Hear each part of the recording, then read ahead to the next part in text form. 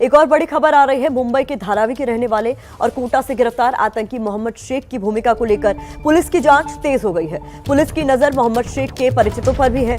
Police जानना चाहती है कि क्या शेख की भूमिका सिर्फ कुरियर तक ही थी। तो ये एक बड़ा अपडेट आ रहा है कि जिस शख्स को महाराष्ट्र से पकड़ा गया था उसके जानकारों से भी पुलिस पूछताछ कर सकती है, क्योंकि उन पर नजर बनी हुई है। मृत्युंजय हमारे साथ मौजूद है ताजा अपडेट के लिए। मृत्युंजय, और क्या कुछ जानकारी मिल पा रही है? प्रतिमा, मैं इस खबर पर और भी जानकारी दूं।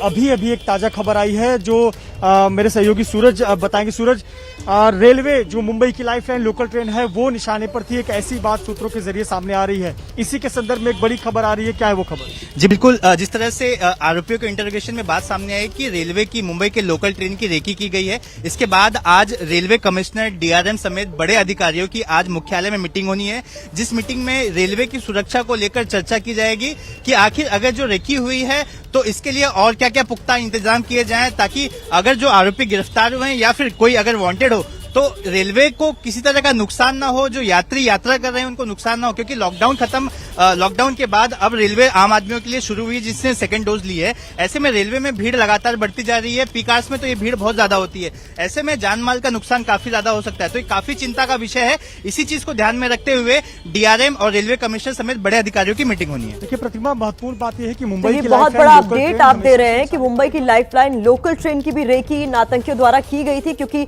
लगातार खबरें निकलकर यही सामने आ रही हैं कि जो आतंकी पकड़े गए हैं उनसे पूछताछ में यही खुलासे हो रहे हैं कि इन्होंने कई शहरों का दौरा किया था, कई जगहों पर उन्होंने रेकी की थी और उसके बाद कई जगह पर विस्फोटक पहुंचने की भी खबर आ रही है। तो मुंबई से बड़ा अपडेट आपने जाना। प्रयागराज से जीशान नाम के जिस आतंकी की गिरफ्तारी हुई है उसके घर के बाहर अब भी एक बिना नंबर प्लेट वाली संदिग्ध कार खड़ी है। क्या है इस कार का आतंकी कनेक्शन, ये पता लगाने के लिए हमारे सहयोगी एबीपी गंगा चैनल के सहयोगी संवाददाता मोहम्मद मोइन ने पता किया। ये एक्सक्लूसिव रिपोर्ट देखिए। एटीएस की टीम ने संगम नगरी प्रयागराज से भी एक संदिग्ध आतंकी की गिरफ्तारी की है। जीशान कमर नाम के इस संदिग्ध आतंकी की गिरफ्तारी शहर के करेली इलाके के सी ब्लॉक से हुई है और इस वक्त हम उसी सी ब्लॉक में मौजूद हैं जहां गिरफ्तार किए गए जीशान कमर का घर है। इसी गली में बाईं तरफ जीशान कमर का आलीशान मकान है, 3 मंजिला मकान है। जीशान को कल दोपहर को एटीएस की टीम ने गिरफ्तार किया था। एटीएस की टीम के साथ दूसरी सुरक्षा एजेंसियों के लोग भी थे।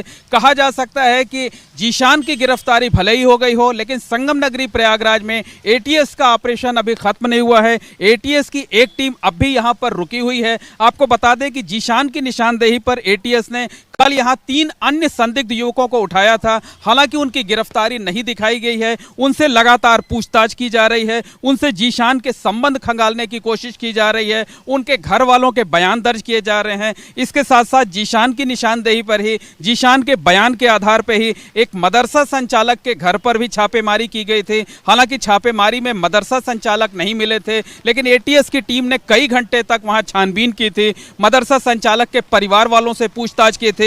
और सबसे अहम यह है कि जीशान की निशानदेही पर रात को नैनी इलाके में जिस पोल्ट्री फार्म से आईईडी बरामद किया गया था, जिसे बम डिस्पोजल स्क्वाड के जरिए डिफ्यूज किया गया था, वहां जो पोल्ट्री फार्म संचालक शाहरुख है उसका भी अभी तक कोई पता नहीं चल सका है। आस पड़ोस के लोगों के मुताबिक उस पोल्ट्री फार्म को कुछ महीने पहले ही खोला गया था, लेकिन खोलने वाले शख्स कौन लोग थे? वहां अक्सर बड़ी गाड़ियां आती थीं, लग्जरी गाड़ियां आती थीं, उससे लोग उतरते थे, उनकी गतिविधियां संदिग्ध होती थीं। तो वो कौन लोग थे, इस बात का पता भी एटीएस को लगाना है। एटीएस को पोल्ट्री फार्म से एक सीसीटीवी फुटेज मिला है। सीसीटीवी फुटेज बेहद अहम है, क्योंकि उसमें जो कल रात से 24 घंटे पहले यानी परसों रात को कुछ ऐसे तस्वीरें मिली हैं जिसमें यह दिखता है कि एक शख्स आता है पैदल, एक शख्स कार से उतरता है, कुछ संदिग्ध सामान कार से निकाले जाते हैं, दोनों खड़े होकर काफी देर तक बातचीत करते हैं। आखिर वो कौन लोग हैं?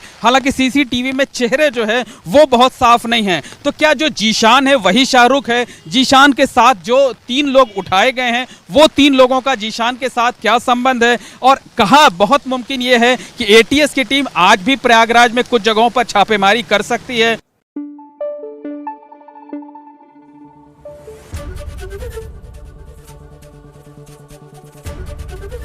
एबीपी न्यूज आपको रखे आगे।